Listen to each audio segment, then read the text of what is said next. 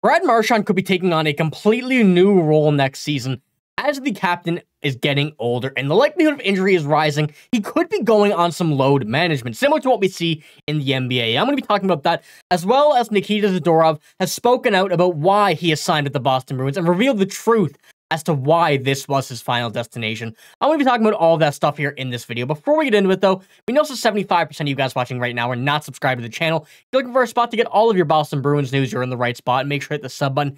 Join me here on this channel as we cover everything Boston Bruins news related. And we have a very busy offseason still happening until Jeremy Swayman signs, and you're not going to want to miss what we have to bring out when that does happen. But let's get into our first topic here and not waste any more time. And this is the Nikita Zadorov, sorry. He's revealed the truth about why he decided to sign with the Bruins. And, you know, this is one guy that we really wanted to have on this team. We're very happy to have him here. And we're expecting some very, very big things from him coming in this next season. And having the reason that he does is very exciting. So bear with me here as we get to that in one moment. And I'll pull up this one first. While speaking with Daria Tubolsve, I do apologize. I 100% pronounced that wrong, of RG.org.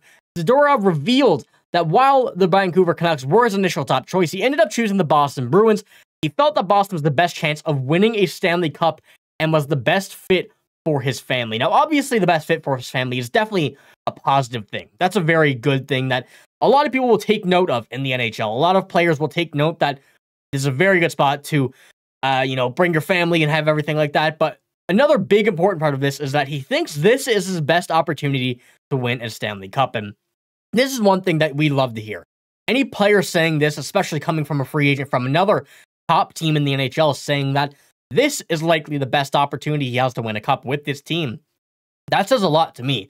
It says a lot to the fan base, and that says a lot to the other players on this team as well. You have to be excited hearing that from a guy coming from the Vancouver Canucks, who were no joke this year. They were a very, very dangerous team to play against. A lot of players and teams didn't want to go up against them.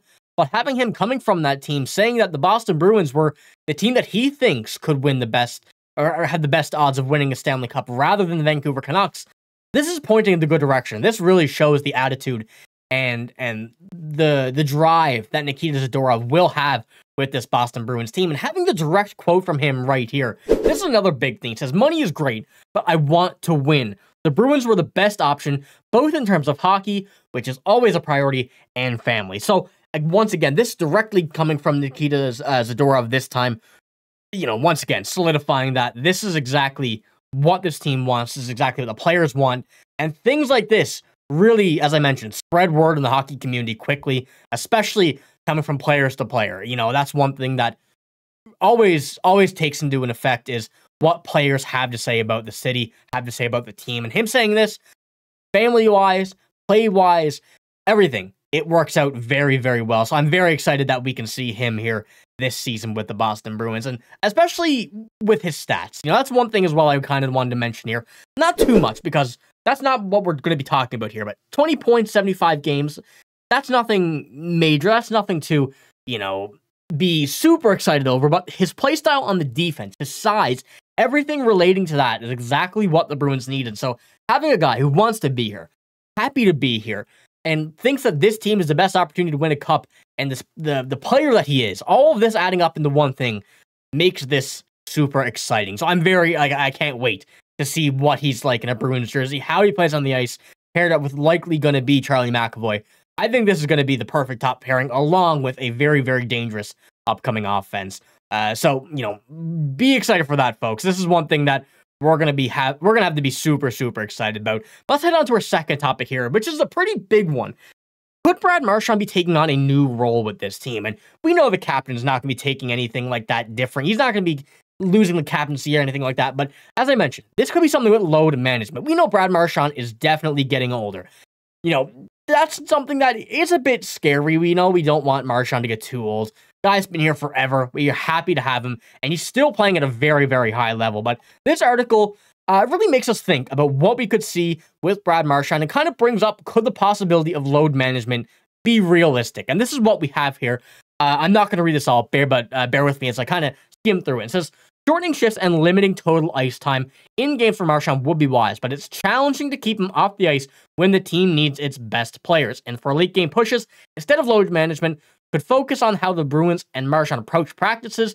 Regularly scheduled maintenance days could help Marchand fresh next season, similar to how the team managed Bergeron in the past. That's one thing that the team is very familiar with and will always be a good situation for players who are still an integral part of the team, even though they're at, a higher age than what they were in their prime. Brad Marchand still, I wouldn't say out of his prime, but he's definitely on the way. I don't want to say that in a negative way, but it just does happen with age, the regression happens. But in the end, Marchand is still an exceptional player who doesn't look like he needs special treatment to perform at such a high level. At the same time, being naive to the realities of time and aging would be irresponsible, and the Bruins and Marchand must learn how to operate in the way that the best optimizes his usage, both for short-term and long-term. And for the Marchand, for his career, for his sake, like that article said, you can't be irresponsible with that. You have to take that into consideration. Although how much you don't want to, you still have to. You can't take that for granted. You still need to work out more, on your body and your mental health and everything at that age more than ever, especially when, you may be more prone to injuries and everything like that. And that's a given for the NHL and the NHL players, no matter the age. But for Brad Marchand, that might be an option. That might be a reasonable option as well, as what I wanted to say. But when we're looking at Marchand over the past few seasons, we know that he's been still a very, very good player. Last season didn't have the best year, but looking at his games played in his career, he's a guy that don't miss many games. And that's one thing that we have to be very, very happy about, especially this season. Did not miss a game at all, which is very, very good. That's a good sign with being at the age of 35, moving on and, even continuing to age, still having that capabilities of playing all 82 games, although you're even getting older, it's still good. Now, would the Bruins, not us, would the Bruins start to take him out and, in practices here and there? I really don't know. I think we could consider it. I think they will consider it, but we will not see Brad Marchand being taken out of games. We will not see Brad Marchand being taken off the penalty kill. He's staying in the role he is in games. He's not being in load management like the NBA. He's not missing games because he's feeling tired or anything, or the team wants him to. That's not the Brad Marchand that we know. That's not the Brad Marchand that the Bruins know. So they're going to have a tough time trying to get him out of this lineup if they wanted to do that. So I don't think it's an option, but the reality of missing a few practices here and there, having more recovery days is going to likely happen. That's one thing I think we have to take it into consideration, and that will happen. So Brad Marchand, his role may be starting to change, but we're not going to see that big of a change in Brad Marchand because we know the type of player he is. He's one of the biggest dogs in the NHL, and he would not want to miss a game or anything. So let me know what you think about that possibility of a load management. That's quite an interesting one that we don't see too often in the NHL, but obviously we are heading on to our final topic here now, which is some Bruins trivia. Congratulations to those who got it in the last video once again.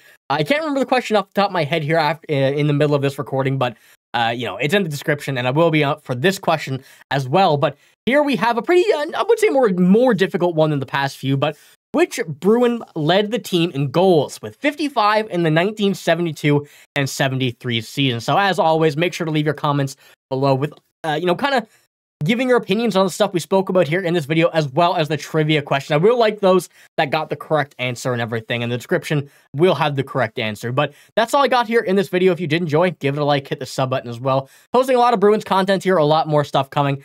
And we're still waiting for that Jeremy Swayman signing, as I mentioned. That's really the main priority that we're waiting for here. But you're not going to want to miss, but we have everything else otherwise. So make sure to hit the sub button so you don't miss out. But I'm signing out. Thank you for watching. Hope you have a great day. See you later.